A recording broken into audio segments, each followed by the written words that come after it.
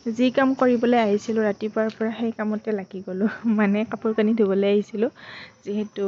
অহাকালি নামকৰণ আছে সেইকাৰণে আৰু পাক ফেলাব লাগিব আমাৰ ঘৰতো পাক ফেলা বুলিয়ে কয় সেইকাৰণে আৰু এয়া কাপোৰ কানি ধোৱাত লাগি গ'লোঁ মাজতে আৰু চাহ আৰু ৰুটি খাই ল'লোঁ যিহেতু খাব সময় পোৱা নাছিলোঁ কাপোৰ ধোৱাতে ভালেখিনি সময় গুচি গ'ল আৰু চাহ খাই থকা সময়তে সিহঁত দুইটা আহিলে খেলি আছিলে তেহঁতক দেখি কিবা মৰম লাগি গ'ল দুইটাকে খেলি থকা দেখি ভিডিঅ' এটাও বনাই থৈ দিলোঁ তাৰপিছত আৰু মই চাহ খাই থকা সময়তে আমাৰ কণ্টেণ্ট ক্ৰিয়েটৰ পুষ্পা ৰাজবংশী আহি পেলাই তাইৰ লগত অলপ কথা পাতিলোঁ পাতি আৰু এয়া কম্বল আছিলে ধুলোঁ বাকী চব কাপোৰ ধোৱা হ'লে লাষ্টত কম্বলখন ধুলোঁ আৰু এয়া কম্বলখন মেলিব গ'লোঁ এয়া আজি দিনটোত আমি ধোৱা কাপোৰসমূহ আৰু কম্বলখন যিহেতু ৰছীত মেলিব নোৱাৰি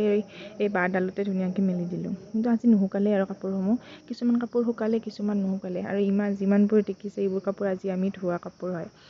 তাৰপিছত আৰু পাকঘৰত আহিল ভাত ৰান্ধি আছে আৰু মই গা পা ধুই আহিলোঁ চাহ একাপ খাই লওঁ বুলি আৰু এয়া চাহ খোৱাত লাগি গ'লোঁ লগতে আমাৰ দুবই আৰু কামতে ব্যস্ত হৈ থাকে নহয় চবেই মিলি চাহকাপ খাই ল'লোঁ তাৰপিছত আৰু ভাত বনালে সৰুজনীয়ে মানে ভণ্টিয়ে ভাত বনালে আৰু মামাৰ ভণ্টিয়ে তাই চব্জি কাটি দিলে ময়ো অলপমান লাগি ভাগি দিলোঁ দুই এটা বাচন চাচন যি ওলাই আছিলে সেইবোৰ ধুলোঁ মানে চব সময়তে কেমেৰা কৰা নহয় কেমেৰা কৰা মানুহো নাই আৰু ভালো নালাগে কিন্তু দুই এটা ক্লিপ ৰাখি থৈ দিওঁ যিহেতু ভিডিঅ' বনোৱা হয় সেইকাৰণে আৰু যেতিয়া ভাত হ'ল আমাৰ দুবুক ভাত খোৱালোঁ ভাত চাত খুৱাই আৰু আমিও খাই বৈ বাচন বৰ্তন ধুই আজৰি হৈ অকণমান দেৰিৰ কাৰণে শুইছিলোঁ আৰু মায়েও আহিছিলে মায়ে আৰু শুকান কাপোৰসমূহ ধুই দিয়া কাপোৰসমূহ মায়ে থৈ দিলে আমাৰ থ'ব আৰু সময় নহ'ল আৰু শুই থাকিলোঁ তাৰপিছত আৰু শুই উঠিয়ে এয়া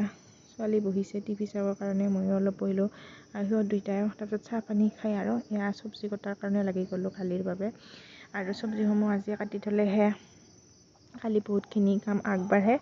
আৰু এয়া আদা ৰহুনো গুচাই থ'লোঁ মানে চবখিনি কাম হ'লে আৰু প্ৰায় আৰু কালি যি থাকে দেখা যাব আৰু আজিলৈ আহিছোঁ দেই বাই বাই কাইলৈ পুনৰ লগ পাম।